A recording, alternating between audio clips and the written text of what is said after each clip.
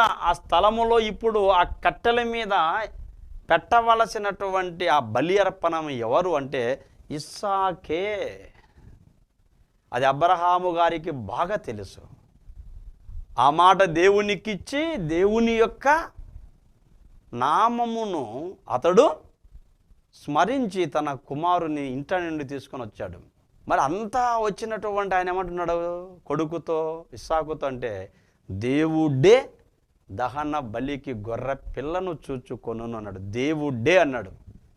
ఎందుకు ఈ మాట నొక్కి చెబుతున్నానంటే, ఇక్కడ ఇంత దృక్పథం దేవుని మీద అబ్రహాము గారికి కలిగింది. దేవుడే అని చెప్పాలంటే ఇక వేరే ఏది కాదు. కన్ను చూపు మేర లేదు, ఆలోచనల్లో అసలు బొత్తిగా వేరేది కూడా ఇక తలంపులకు రాలి